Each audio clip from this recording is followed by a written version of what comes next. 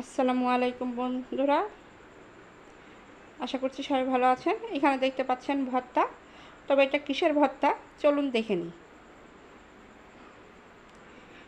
এখানে দেখতে পাচ্ছেন আমি মুখের কচু সিদ্ধ করে নিয়েছি।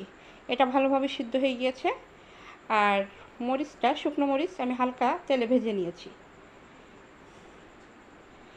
এখন এখানে সামান্য পরিমাণ লবণ দিয়ে দিব।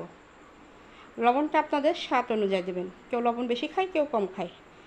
সেক্ষেত্রে আপনাদের স্বাদ অনুযায়ী লবণটা দিয়ে দিবেন। এটাকে ভালো করে চটকিয়ে নিতে হবে।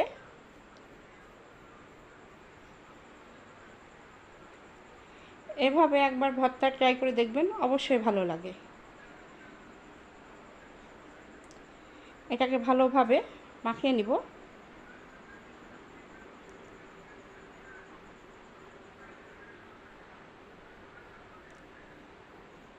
ভর্তা কিন্তু মাখানোর উপর খুবই টেস্ট হয়।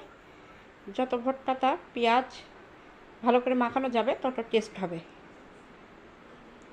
এখন এখানে দিয়ে দিব সরিষার তেল।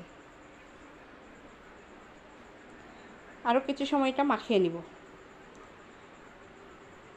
যদি আমার এটা ভালো লেগে থাকে অবশ্যই লাইক, কমেন্ট, শেয়ার করবেন এবং চ্যানেলটি সাবস্ক্রাইব করে দেবেন।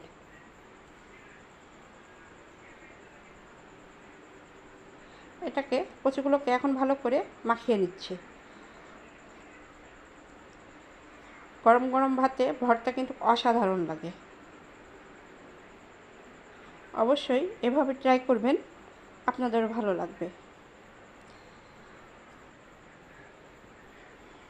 দেখতেই পাচ্ছেন বন্ধুরা, এটা একদম ভালোভাবে মিহি হয়ে গিয়েছে। ভর্তাটা কিন্তু আমার তৈরি হয়ে গিয়েছে। আপনারাও কিন্তু এভাবে তৈরি করে খাবেন, অবশ্যই ভালো লাগবে।